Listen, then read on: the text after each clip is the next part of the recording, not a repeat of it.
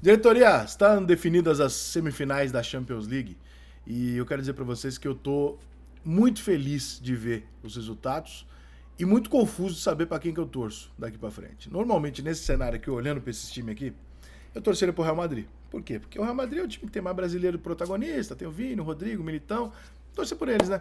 E também porque o Real Madrid é o time que eu mais gosto na Europa, assim, desde moleque, sempre foi o time que eu mais gostei. Não torço, não sofro por causa do time, fico feliz nem triste, mas é o time que eu mais gosto. Na Itália eu gosto do Napoli, porque o meu grande ídolo, quando garoto, o Careca foi jogar no Napoli para consagrar o Maradona e evidentemente eu acompanhei tudo aquilo e tal, sou amigo do Caio Ribeiro que jogou no Napoli e tal, então eu tenho uma proximidade ali mais fácil com o Napoli e torço pro Napoli. Então, de modo que eu não torço nem pra Inter, nem pro Milan, embora tenha uma admiração e um reconhecimento gigantesco pelo tamanho deles. Mas por que eu tô feliz? Eu tô feliz porque nós temos aqui o grande time da Champions, que é o Real Madrid, o mais tradicional. Nós temos aqui o time de melhor futebol e de melhor proposta de jogo, que é o time do Guardiola. Só que é um time de dono rico, é desses times que eu tenho uma dificuldade, sabe assim, Red Bull Bragantino, eu tenho uma coisa meio eu quero torcida, eu quero massa, eu quero time grande campeão, entendeu? Mas tudo bem, o City tem uma proposta de jogo que eu amo. Ele joga futebol bem jogado, ele propõe o jogo. Então, por mais que ele não seja um grande clube, né, de tradição e tal, ele tem uma proposta que vale a pena. Ele tem um motivo legal pra estar ali. E do outro lado, irmão, o Inter e Milan que fizeram uma semifinal há 20 anos na Champions League, o Milan ganhou, só que num outro contexto. Num contexto onde o Inter e o Milan eram fortes. O Milan tinha Kaká, tinha Vichenko, o Milan era foda. Então, naquela época não era uma surpresa o Inter e o Milan chegarem numa semifinal de Champions League. Com 20 anos de distância, se tornou uma surpresa. Até a Itália estar na Copa do Mundo se tornou uma surpresa. Olha que merda. Mesmo a Itália que ganhou a Euro. Vai entender o futebol. Mas, eu tive dimensão disso numa corrida de Fórmula 1. Acho que 2 anos atrás, quando a Ferrari perdeu uma corrida ganha, tinha uma corrida muito fácil da Ferrari ganhar e a Ferrari perdeu, por um erro dela.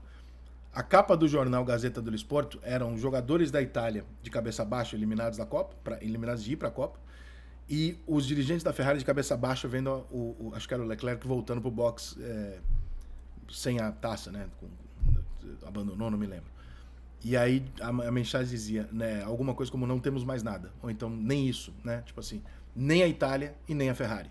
Nossos dois grandes orgulhos da Itália, desportivamente, não estão funcionando. E aí eu comecei a perceber o quanto isso machucava o italiano.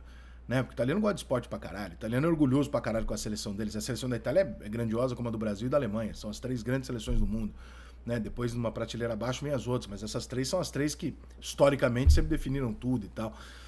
E, de repente, você sai do cenário e aí, no meio disso, você é tão grande, você é tão foda, que no meio disso vai lá e ganha uma Eurocopa. E os times italianos começam a sair dessa disputa, começam a cair de patamar. O campeonato italiano, que era o top 1, meu irmão, começa a ir pra, sabe assim, começa a perder para vários outros campeonatos, e o futebol italiano vivendo dificuldade e tal. E aí você vê o italiano machucado com isso, né? O italiano falando, puta que pariu, mas esse era como nós estamos, né, gente? De falar, porra, o que a gente sempre teve de foda? A gente sempre teve um grande piloto da Fórmula 1, não temos hoje. A gente sempre teve um futebol foda, uma seleção foda, e hoje a gente está com dificuldade de ganhar com a seleção e do nosso futebol fazer frente. Então a gente fica aqui naquela de puta que pariu, tiraram nossos orgulhos, né? Ainda se falasse assim, poxa, tiraram os nossos orgulhos, mas melhoraram o que era uma vergonha. Não, a gente continua passando vergonha no resto e a gente perdeu os nossos orgulhos. Isso machuca as pessoas. Isso machuca. Eu tava no 7-1, eu não só sei como eu vi no rosto das pessoas, quanto aquilo machuca quem gosta de futebol. Então, pô, tu tá tirando de mim uma coisa que sempre foi o meu pô, foi uma certeza que eu tinha aqui, um orgulho que eu tinha aqui. Não tira isso de mim, não, cara. Pô, eu tô acostumado a ter isso. Às vezes, pra muita gente, eu tenho só isso, né? Então, você tirar isso do italiano, você minar essa paixão deles é muito dolorido. E eu só me dei conta disso quando a Ferrari perdeu aquela corrida e por acho que o Anderson, alguém me mandou a capa do jornal e falou, ó, como os caras veem esse cenário aqui hoje. E aí, quando você vê Inter e Milan chegar numa decisão dessa, um dos dois times vai pra final. Então vai ter um italiano na Champions, na final da Champions. Você fala assim, porra, é o ápice da tradição, Inter e Milan de um lado, o Real Madrid o topo da tradição da Champions, contra o time que é a representação do novo rico, do time que... Só que com um porém. Ele não é o novo rico que tá ali só porque tem uma injeção de dinheiro. Ele tá ali porque tem uma filosofia de jogo. Porque tem um técnico foda, com um futebol foda, e uma filosofia de jogo foda. Então, tá representado nessa semifinal de Champions League praticamente tudo, irmão. praticamente tudo o que o futebol tem na Europa para entregar. Um clássico, a volta de um futebol que precisa estar entre os protagonistas, que é o italiano. Um clássico sem igual, com todo respeito a Manchester e Manchester City e Real Madrid, que é um jogo mais grandioso tecnicamente, etc, etc. Mas esquece, o jogo é Milan e Inter. Esse jogo é outro nível de jogo, né?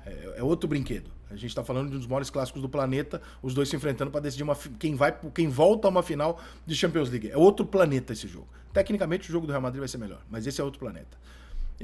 E a possível volta da Itália num clássico de ida e volta desse, no mesmo estádio, né, no San Siro, que muda de nome e tal. Do outro lado, o poderoso Real Madrid contra o desafiante que tenta chegar, já mereceu e não chega, e que recentemente jogou melhor do que o Real Madrid e não passou.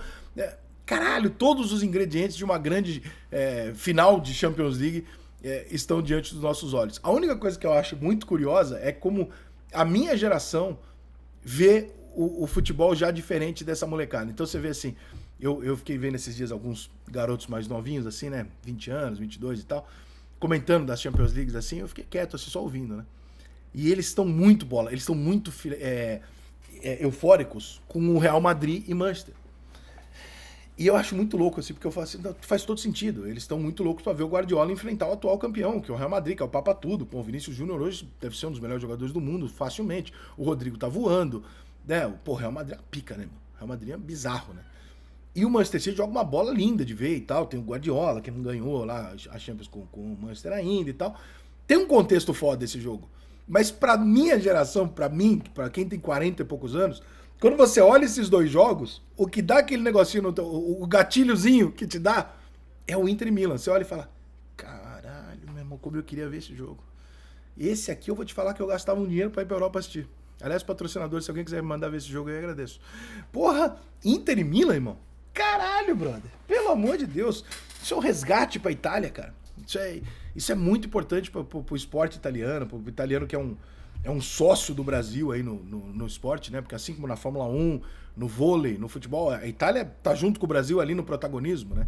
E perder esse protagonista, que nunca foi nosso inimigo, sempre foi nosso adversário, mas sempre foi um país irmão, é muito triste. Então, porra, eu sinceramente, eu não sei muito bem pra quem torcer.